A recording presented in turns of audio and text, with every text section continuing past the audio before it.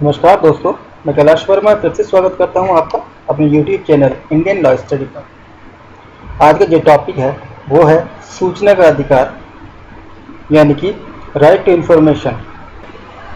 आप लोगों से रिक्वेस्ट है कि अगर आपने मेरा चैनल सब्सक्राइब नहीं किया है प्लीज़ सब्सक्राइब कर लें, जिससे आगे के नोटिफिकेशन आपको लगातार मिलते रहें। तो चलिए देखते हैं सूचना का अधिकार। सबसे पहले विचार आता है सूचना का अधिकार आखिर है क्या। यह एक विशेष तरह का कानून है जिसका आविर्भाव वर्ष 2005 में हुआ था। यानी कि इस कानून का जो उद्भव है, ये कानून स्टार्ट हुआ था वो 2005 में हुआ था। इस कानून को लाने का सबसे बड़ा उद्देश्य आम लोगों को सरकार से सवाल करने का हक देना था। इस कानून की सहायता से कोई भी आम व्यक्ति किसी भी सरकारी कार्यालय में अपना RTI दर्ज कराकर किसी भी तरह की जानकारी प्राप्त कर सकता है। सरकार से सवाल पूछने का हक देश के हर नागरिक को है। यानी यह कानून इसलिए लाया गया था कि अगर किसी व्यक्ति को सरकारी कार्यालय से अपनी कोई जानकारी प्राप्त करनी है, इस एक्ट के थ्रू वह जानकारी प्राप्त कर सकता है। तो इस सूचना के अधिकार के लाभ क्या क्या हैं, आइए देखते हैं।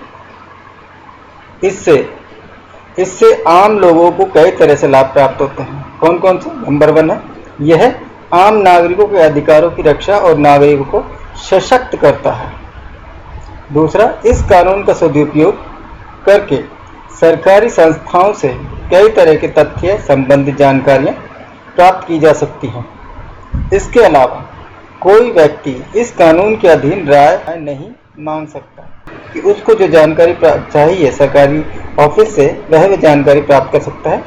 इसके अलावा इस कानून का और कोई लाभ नहीं। इस योजना के अधीन व्यक्ति सभी जानकारी प्राप्त कर सकता है जो उसकी निजी जिंदगी से जुड़ी है, जैसे पासपोर्ट, प्रोविडेंट फंड संबंधी जानकारियाँ, टैक्स रिफंड संबंधी जानकारियाँ, पेंशन संबंधी जानकारियाँ इत्यादि, या और कोई अपनी संबंधी जानकारी सरकारी ऑफिस से प्राप्त करनी है।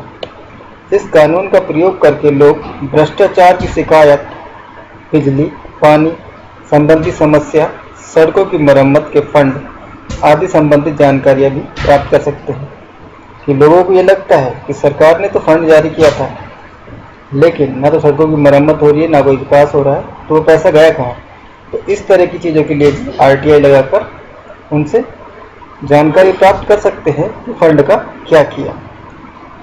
अगला है सूचना का अधिकार के प्रयोग के मुख्य कारण। सूचना का अधिकार का जो प्रयोग है उसका मुख्य कारण क्या है, किसकी ज़रूरत है सूचना के अधिकार की। पहला है, जब किसी सरकारी सेवा में देर हो। कि अक्सर यह देखा जाता है कि सरकारी सेवाएं आम लोगों तक पहुंचने में काफ़ी समय लगता है, और इस देर का मुख्य कारण जो है वो कर्मचारी द्वारा किया गया भ्रष्टाचार होता है।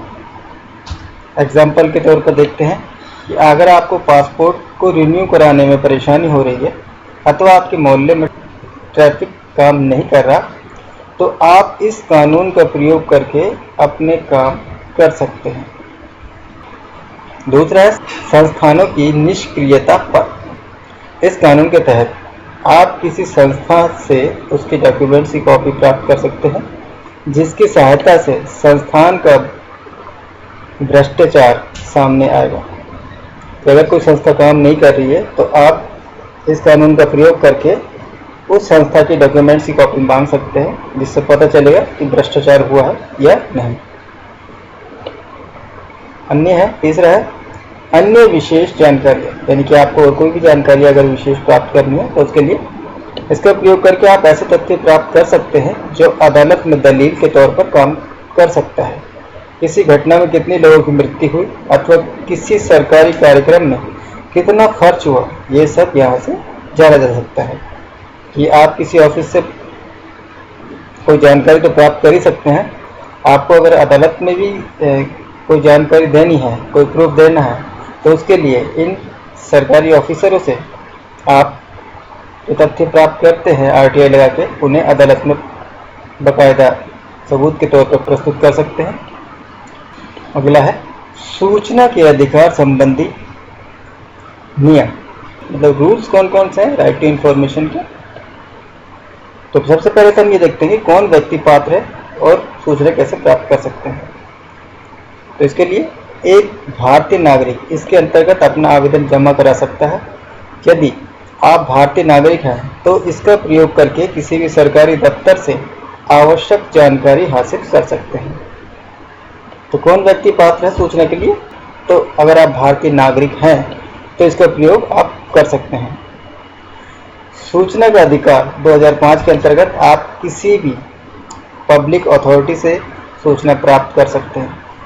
पब्लिक अथॉरिटी के अंतर्गत सभी केंद्रीय, राज्य और स्थानीय संस्था आते हैं जिसकी स्थापना संविधान के अंतर्गत हुई है और जो संस्थान केंद्र और राज्य में के सम्मेलन से चलती है वहाँ भी आवेदन किया जा सकता है।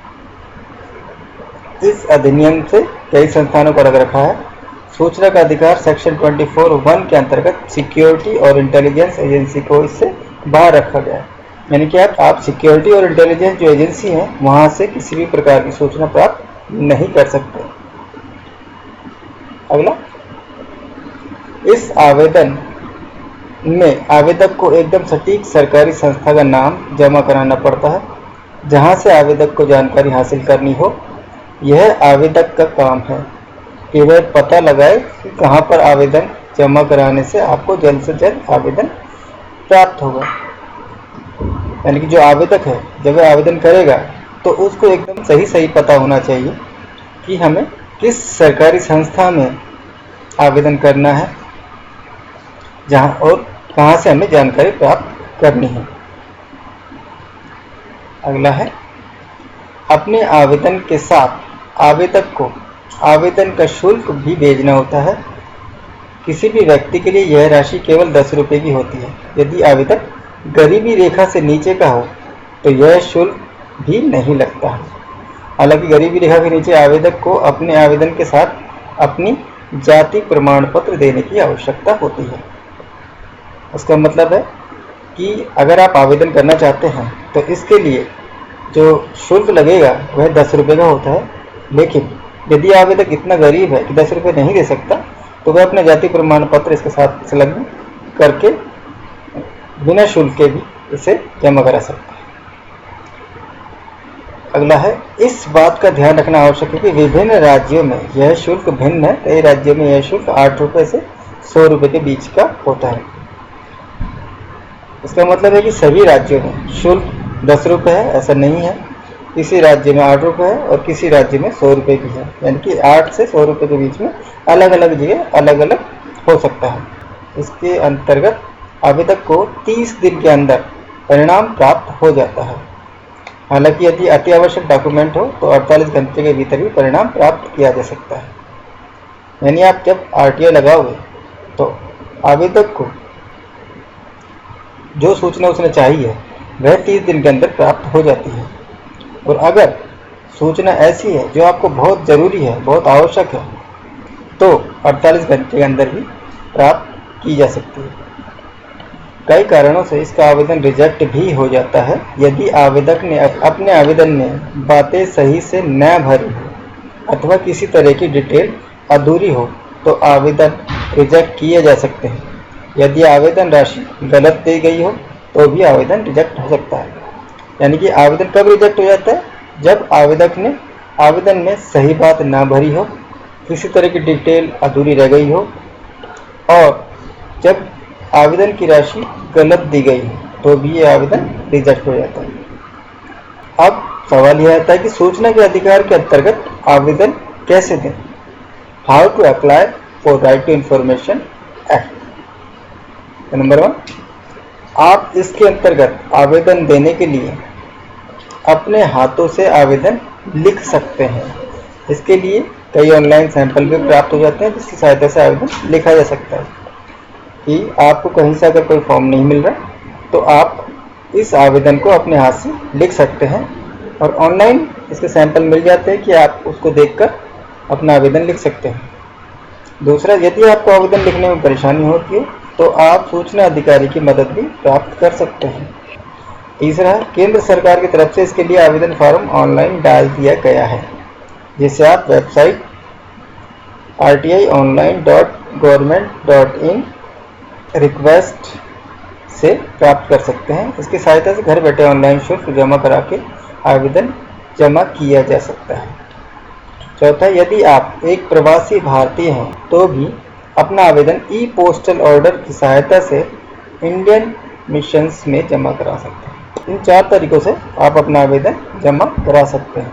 अगला देखते हैं, राज्य सूचना आयोग क्या है? What is state information commission?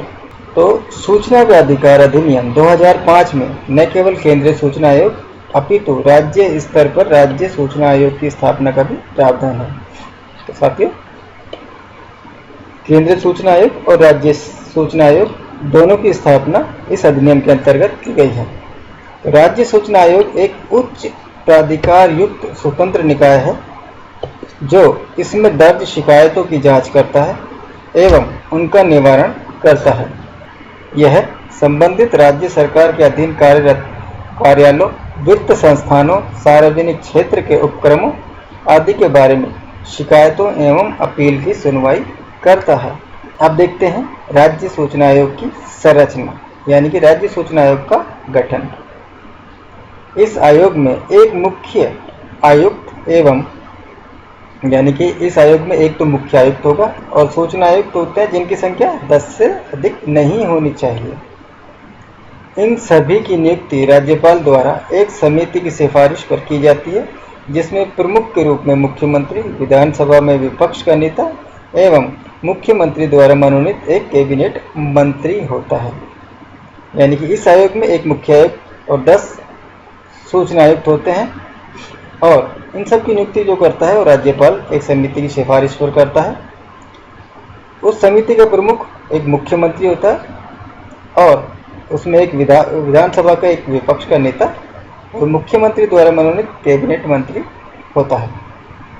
इस आयोग का अध्यक्ष एवं सदस्य बनने वाले सदस्यों में सार्वजनिक जीवन का पर्याप्त अनुभव होना चाहिए तथा उन्हें विधि, विज्ञान, तकनीकी, सामाजिक सेवा, प्रबंधन, पत्रकारिता, जनसंचार और प्रशासन आदि का विशिष्ट अनुभव होना चाहिए।